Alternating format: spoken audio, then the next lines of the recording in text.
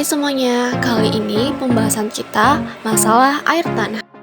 Air tanah merupakan sumber air bersih utama di banyak wilayah Indonesia, terutama di daerah yang belum terjangkau jaringan air pipa. Namun, saat ini banyak daerah yang mengalami krisis air tanah akibat eksploitasi berlebihan dan pencemaran. Pengambilan air tanah. Pengambilan air tanah secara berlebihan, terutama untuk kebutuhan domestik dan industri, menjadi penyebab utama masalah air tanah. Di Jabodetabek, sekitar 66,5% masyarakat menggunakan sumur dangkal, sementara sambungan air pipa hanya 24%. Pengambilan air tanah yang melebihi kapasitas pengisian ulang menyebabkan cadangan air tanah terus menipis dan menimbulkan berbagai dampak lingkungan. Penurunan permukaan tanah. Eksploitasi air tanah yang berlebihan menyebabkan penurunan permukaan tanah.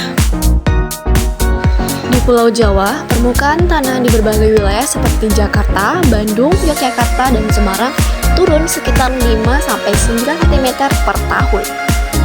Penurunan ini menyebabkan terbentuknya cekungan tanah yang meningkatkan risiko banjir saat musim hujan. Proses ini terjadi karena pengambilan air tanah menciptakan kekosongan di bawah permukaan sehingga tanah kehilangan penyangganya dan mengalami amblasan. Intrusi air laut.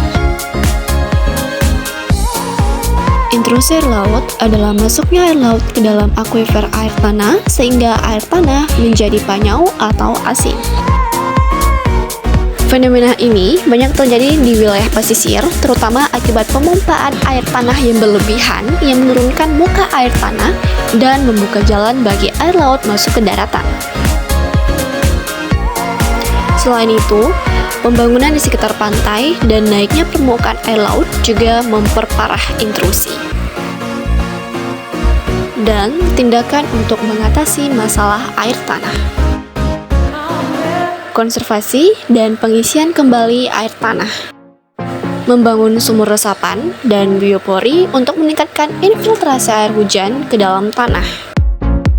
Melakukan reboisasi dan memperbanyak ruang terbuka hijau untuk memperbesar daerah imbuhan air tanah.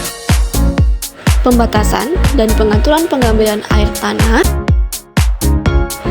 Membatasi pengambilan air tanah, khususnya di daerah krisis. Menegakkan peraturan penggunaan air tanah termasuk sistem kuota dan larangan pengambilan di bawah kedalaman tertentu. Sekian, terima kasih.